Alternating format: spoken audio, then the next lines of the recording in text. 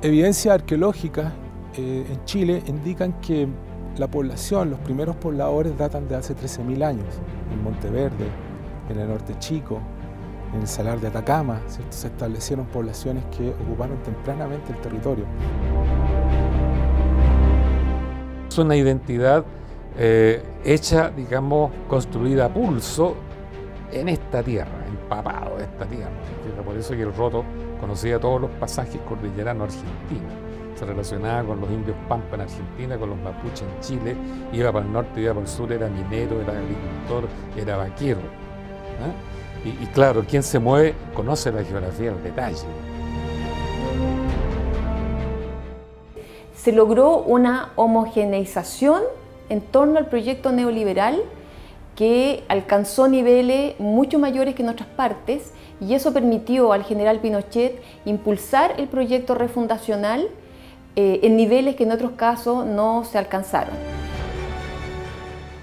Chile dio sus primeros pasos construyendo la marca que dio origen a su pueblo. Este proceso es el inicio de la construcción de la identidad de nuestro país. Actualmente nos preguntamos quiénes somos, de dónde venimos y a dónde vamos. ¿Realmente Chile está cumpliendo su bicentenario? El territorio nos muestra índices de que estuvo habitado hace más de 13.000 años por pueblos originarios que habitaban el continente antes de la llegada del español. Es necesario indagar nuestro pasado para saber por qué somos chilenos, qué nos hace parte de este territorio y cuál es nuestra verdadera imagen país.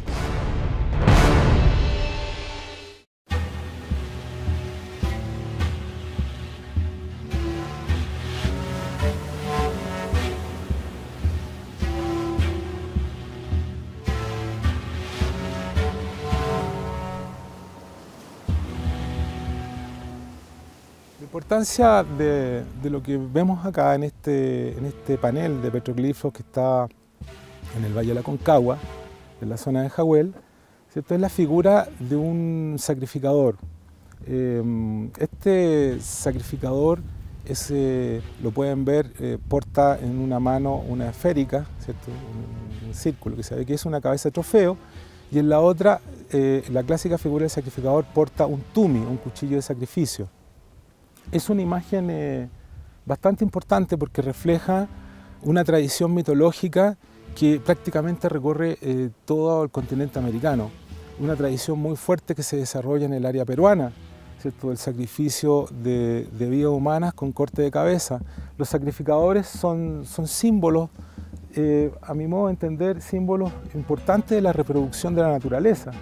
Y en ese sentido, este sacrificador que encontramos en el Valle de Jahuel revela que esta zona participa en una tradición muy profunda del mundo andino.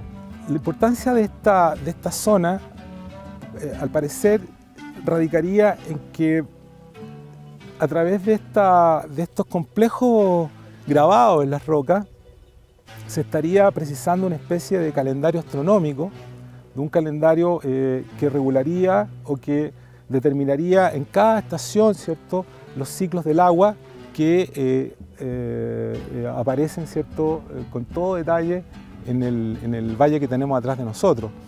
En el valle que tenemos atrás aparece, ¿cierto?, un río seco que en su tiempo, digamos que estas rocas datan del año 1000 después de Cristo, o sea que la civilización que se estableció aquí, ¿cierto?, una civilización que entronca con lo que se conoce como erróneamente como Picunche, ¿cierto?, que más bien pertenecería, ¿cierto?, a antiguas poblaciones mapuche que se establecieron a lo largo de toda la zona centro-sur de Chile.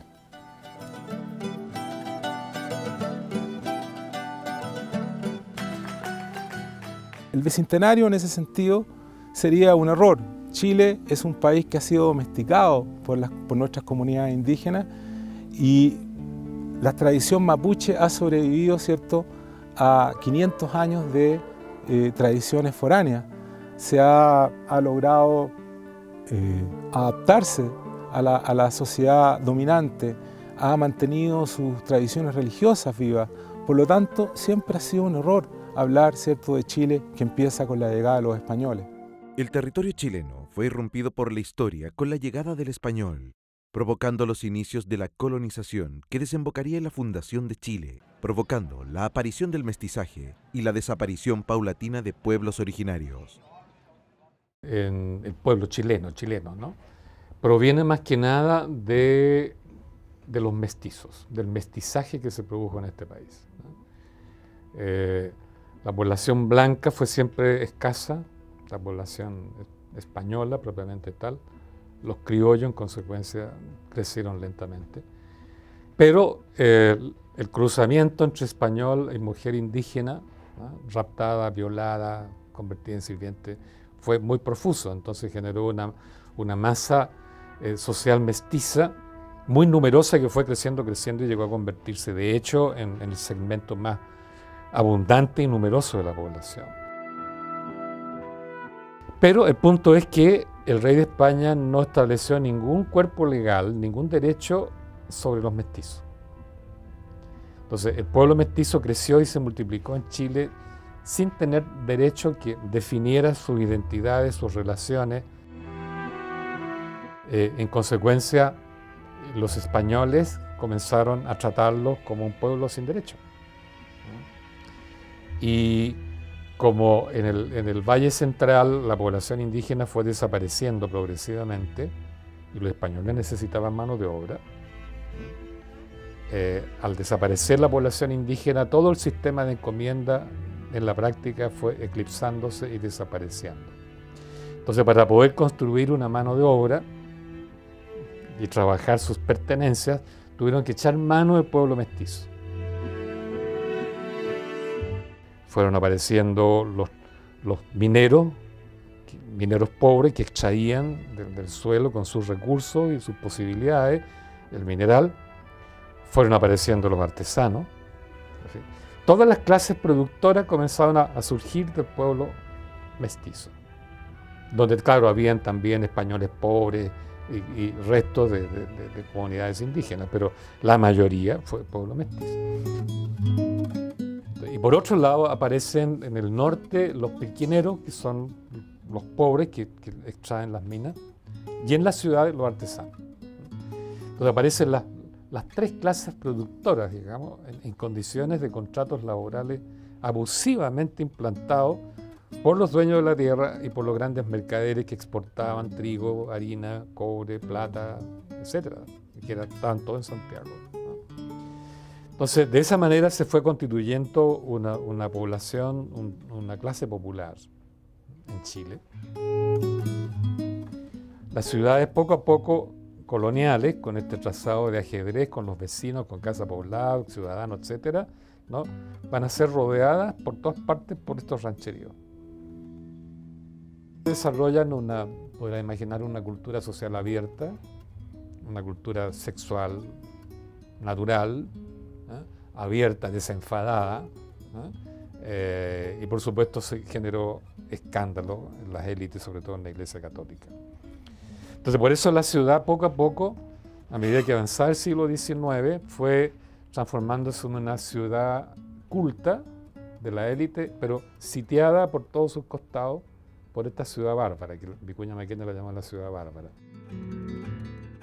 La ciudad popular terminó por invadir la ciudad culta y obligarla a escaparse a Santiago, por lo menos, hacia el este.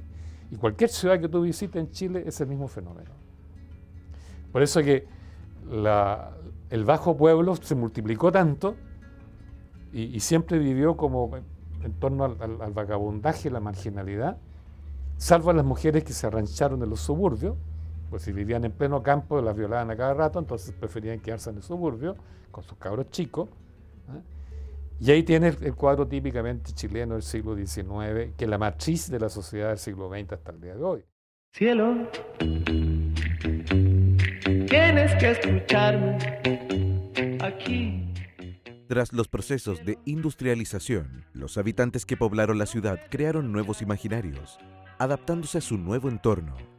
Pero cuando el modelo neoliberal se estaba asentando y extendiendo en la economía mundial, Chile necesitó instalar una nueva mentalidad acompañada por un proceso de refundación del país. Junto a mí.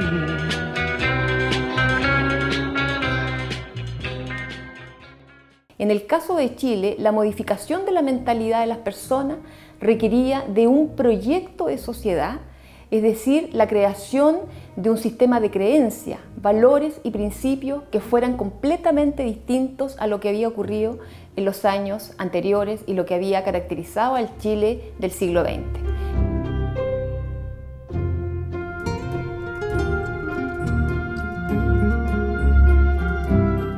Hay un cientista político chileno, Juan Carlos Gómez, que dice que el único periodo donde hubo verdadera democracia en Chile fue el periodo entre 1967 y 1973.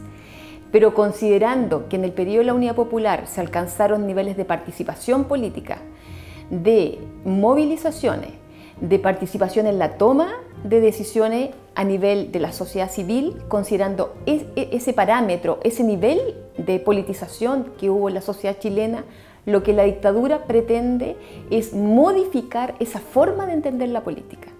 Lo que la derecha, la nueva derecha y la dictadura se proponen es modificar la forma en que la gente entiende la participación, entiende la política y entiende el sentido de su propia existencia dentro de esa sociedad. Es que los grupos civiles que están detrás de las Fuerzas Armadas lograron articular un proyecto que daba respuesta al desafío económico que había existido durante la Unidad Popular, es decir, reponer el capitalismo ahora en su fase transnacionalizada, reponer el orden social, desactivar a la izquierda marxista y, ojalá, al liberalismo más democrático, reponer una política autoritaria, no representativa, y construir un nuevo país en que esos valores no fueran puestos en cuestión nunca más.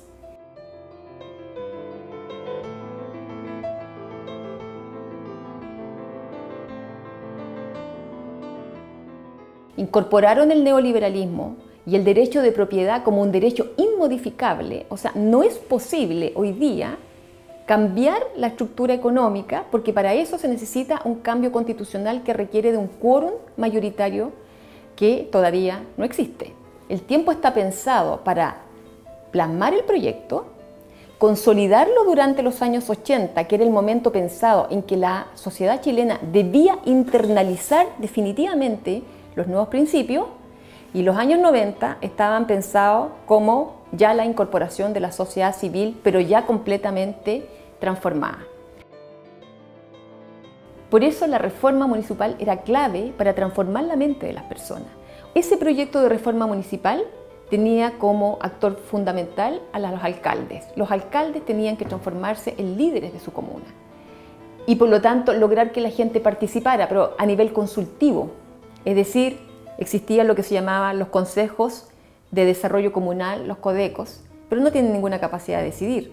Ahí en los CODECOS estaban los centros de madre, las juntas de vecinos, pero el alcalde es el que definía la política comunal.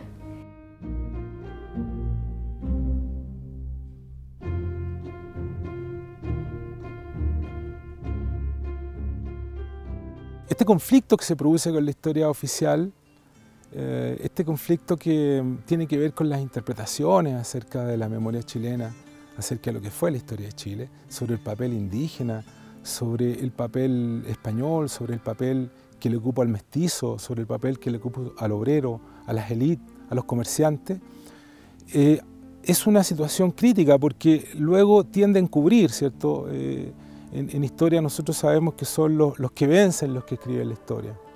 Chile ha sido mucho tiempo una historia de las élites, pero precisamente esta situación de encubrimiento que presenta la historia, entre comillas, oficial, para nosotros es la posibilidad, ¿cierto?, de explorar un mundo que recién lo estamos conociendo. Esta exploración por el mundo de nuestras raíces tiene que ver con una historia que aún está invisibilizada, pero que tenemos sus huellas, tenemos sus borraduras para emprender esta búsqueda a un origen que ciertamente, ¿cierto?, está ahí para que nosotros lo aprendamos y en algún momento lleguemos a él. Chile, fértil provincia y señalada en la región antártica famosa, de remotas naciones respetada por fuerte, principal y poderosa. La gente que produce es tan granada, tan soberbia, gallarda y belicosa, que no ha sido por rey jamás regida, ni extranjero dominio sometida.